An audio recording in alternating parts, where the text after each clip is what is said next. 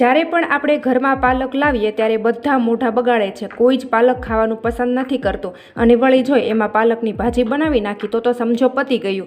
અને વારંવાર આપણે પાલકની મસાલેદાર રેસીપી કેટલી વાર બનાવીને ખવડાવવી અને એ પણ વળી હેલ્થ માટે તો સારી નથી જ.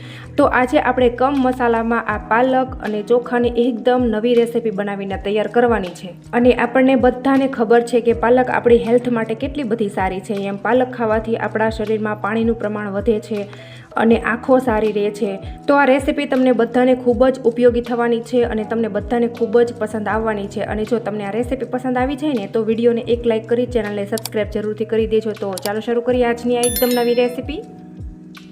તો જુઓ ફ્રેન્ડ, સૌથી પહેલાં અહીંયા મેં 250 ગ્રામ જેટલી પાલક લીધેલી છે અને તમે જોઈ શકો છો કે એકદમ ફ્રેશ પાલક મેં લીધેલી છે. તો આ જે પાલક છે એને આપણે સરસ રીતે સાફ કરી લેશું અને સાફ પાણીથી ધોઈ લેવાની છે.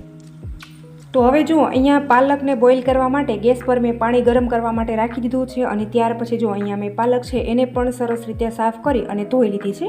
તો પાલકને આપણે ડાયરેક્ટ પાણીની અંદર એડ કરી દઈશું અને 2 થી 3 મિનિટ આપણે એને બોઇલ કરશું ને એટલે પરફેક્ટ કૂક થઈ જશે. અને હવે જુઓ, અહીંયા મેં નોર્મલ તીખાશ માટે 2 નાની મરચી લીધેલી છે. તો એ પણ આપણે પાલક સાથે જ મિક્સ કરી દઈશું જેથી કરીને એકદમ પોચી પડી જાય. તો અહીંયા તમે જોઈ શકો છો કે પાલક છે એ સરસ રીતે બોઇલ થઈ ગઈ છે. હવે આપણે ગેસની ફ્લેમ બંધ કરી દઈશું અને ત્યાર પછી આપણે આ રીતે ઝારામાં બધી પાલકને લઈ લઈશું અને ડાયરેક્ટ આપણે મિક્સર જારની અંદર જ એડ કરી દેવાની છે અને પીસી લેશું.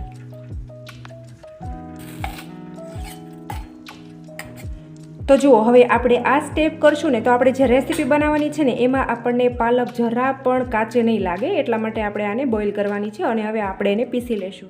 તો અહીંયા આપણે પાલક પીસી અને રેડી કરી લીધેલી છે અને હવે આપણે આ પાલકને સાઈડમાં કરી દઈશું અને બીજી આગળની તૈયારી કરી લઈશું. અને ત્યાર પછી અહીંયા જો મેં બાફેલા બટેટા લીધા છે. તો બાફેલા બટેટા છે એ થોડા વધારે બફાઈ ગયા છે, પણ આપણે વધારે જ બાફવાના હતા. આ રીતે એકદમ સ્મૂથ માવો થઈ જાય ને બટેટા એ રીતે આપણે બાફીને તૈયાર કરવાના છે. તો હવે આપણે જે બટેટા છે એને આ રીતે ફોગની મદદથી મેશ કરી લઈશું. તો બટેટા જ્યારે આપણે મેશ કરીએ ને ત્યારે એની અંદર એક પણ લમ્સ કે ગાંઠો ન રહેવો જોઈએ. અને જો મેં બટેટાને આ રીતે એકદમ સરસ એવો માવો કરી લીધો છે. અને જો હવે આપણને એવું લાગે કે આની અંદર હજી કે લમ્સ કે ગાંઠા રહી જશે તો આપણે થોડું થોડું મિશ્રણ છે એ લેતા જઈશું અને આ રીતે ગળણીની અંદર નાખી આપણે એકદમ સ્મૂથ કરી લેશું. આ રીતે હાથથી આપણે કરશું ને એટલે પરફેક્ટ થઈ જશે. તમે જોઈ શકો છો. હમણાં હું તમને બતાવી દઉં કે નીચે કેટલો સ્મૂથ માવો નીકળશે. તો આ રીતે માવો છે એને આપણે એકદમ સ્મૂથ કરી લેશું. જો તમે જોઈ શકો છો કે નીચે કેટલો સ્મૂથ માવો નીકળેલો છે. આ રીતે આપણે બધા બટેટાને ગળણીની અંદર કાઢી લેશું. અને ત્યાર પછી જુઓ, અહીંયા મેં 1 વાટકી બેસન લીધેલો છે. તો આ મેં ઘરે દળેલો ઝીણો જે ચણાનો લોટ આવે છે એ વાળો અત્યારે મેં લીધેલો છે. અને ટેસ્ટ અકોર્ડિંગ આપણે મીઠું એડ કરી દઈશું. કલર માટે અહીંયા મેં 2 ટીસ્પૂન જેટલી હળદર લીધી છે તો એ પણ આપણે એડ કરી દઈશું. અને તીખાશ માટે અહીંયા મેં 1 ટીસ્પૂન જેટલું મરચું લીધેલું છે તો એ પણ એડ કરી દઈશું. તો મરચું છે એ અહીંયા આપણે ધ્યાન રાખીને એડ કરીશું, કારણ કે 2 લીલા મરચાં આપણે પાલકને પીસો ત્યારે એની અંદર પણ એડ કરેલા હતા. અને ત્યાર પછી જે આ પાલકની પેસ્ટ છે એ પણ આપણે સાથે જ એડ કરી દઈશું. અને 2 ટીસ્પૂન જેટલો ધાણા જીરું પાવડર એડ કરી દઈશું. અને 1 ટીસ્પૂન અત્યારે મેં અજમા લીધેલા છે ફ્લેવર માટે, તો એ પણ એડ કરી દઈશું. અને હવે અહીંયા આપણે આ બધી વસ્તુને સરસ રીતે મિક્સ કરી લેવાનું છે અને આપણે લોટ બાંધી લેશું. તો અત્યારે આપણે પાણી બિલકુલ નથી એડ કરવાનું, કારણ કે આપણે આની અંદર બટેટા પણ એડ કરેલા છે અને પાલક પણ એડ કરેલો છે ને એટલે ઓલરેડી એની અંદર મોઇસ્ચરનું પ્રમાણ છે જ, એટલા માટે અહીંયા પાણી આપણે સ્કીપ કરીશું. અને તમને એવું થાય કે માવો તમારો વધારે પડતો કડક છે તો તમારે ફક્ત 2 થી 3 ટીસ્પૂન જેટલું પાણી એડ કરી દેવાનું. તો હવે આપણે લોટ બાંધી લઈશું. તો અહીંયા મેં લોટ બાંધી અને સરસ રીતે રેડી કરી લીધો છે. અને અત્યારે મેં લોટ છે એ આટલો કડક રાખેલો છે. આ રીતે આપણે આંગળીની મદદથી પ્રેસ કરીએ એટલે આસાનીથી નહીં, એટલે મતલબ આમ નોર્મલ એવો દબાય ને એ રીતનો અત્યારે મેં રાખેલો છે. અને હવે આપણે એની અંદર 1 ટીસ્પૂન જેટલું તેલ ઉમેરી દઈશું અને લોટને આપણે સ્મૂથ કરી લઈશું. તો હવે આ રીતે આપણે હાથથી કરીશું ને તો હાથ સાથે જરા પણ નહીં ચોટે. તમે જોઈ શકો છો એકદમ સ્મૂથ લોટ થઈ જશે. તો આ રીતે તેલ ઉમેરીને સ્મૂથ કર્યા પછી આપણો લોટ છે એ એકદમ ચમકદાર દેખાઈ રહ્યો છે. અને હવે અહીંયા આપણો નાસ્તો બનાવવા માટે મેં આપણે જે સેવ બનાવવાનો સંચો આવે છે એ અત્યારે મેં લીધેલો છે. તો આને આપણે તેલથી સરસ રીતે ગ્રીસ કરી દઈશું. સંચાને મેં તેલથી ગ્રીસ કરી અને ફિટ કરી દીધો છે. અને ત્યાર પછી જો આપણે જે આ લોટ હતો ને એનું મેં આ રીતે પિંડો બનાવી દીધો છે. એ આપણે આ રીતે સંચાની અંદર એડ કરી દઈશું અને આ રીતે આપણે દબાવી દઈશું અને આખો સંચો આપણે લોટથી ભરી દેવાનો છે. અને પછી આપણે આ રીતે ફિટ કરી દઈશું. તો અત્યારે મેં આટલી બધી પ્રોસેસ કરી તો તમને કદાચ થોડો ઘણો આઈડિયા આવી ગયો હશે કે આપણે કયો નાસ્તો બનાવી રહ્યા છીએ.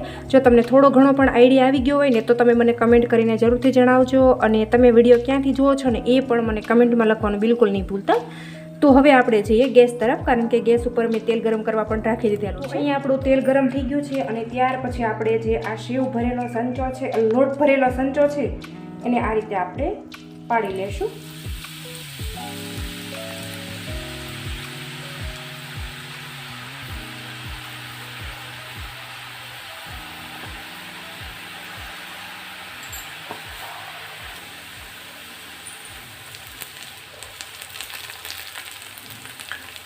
આ રીતની મેં સેવ બનાવ્યા પછી ગેસની ફ્લેમ મેં એકદમ સ્લો રાખેલી છે.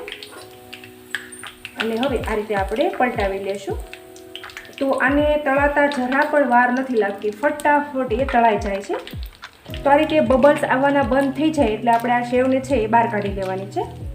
તો અહીંયા આપણી સેવ છે એ પરફેક્ટ તળાઈ ગઈ છે, તમે જોઈ શકો છો. હવે આ રીતે આપણે ઝારામાં લઈ થોડી વાર એને ઊંચી રાખીશું જેથી કરીને એક્સ્ટ્રા ઓઇલ હોય એ બધું નીતરી જાય. પછી આપણે બીજા વાસણની અંદર કાઢી લઈશું.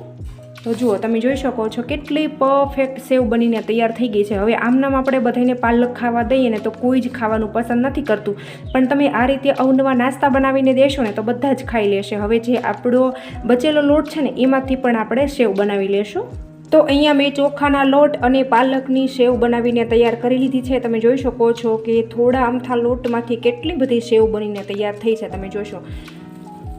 જો તો હવે આપણે આને થોડી આ રીતે પ્રેસ કરી અને તોડી લેશું અને પછી આપણે આને એરટાઈટ ડબ્બાની અંદર ભરી દઈશું. તો આ સેવ એટલી સરસ ક્રિસ્પી બનીને તૈયાર થઈ છે ને, જેવી બજારમાં આલુ સેવ મળે ને બિલકુલ એવી બનીને તૈયાર થઈ છે. જો આ રીતે આપણે થોડી પ્રેસ કરશું ને એટલે ફટાફટ ભાંગી જશે.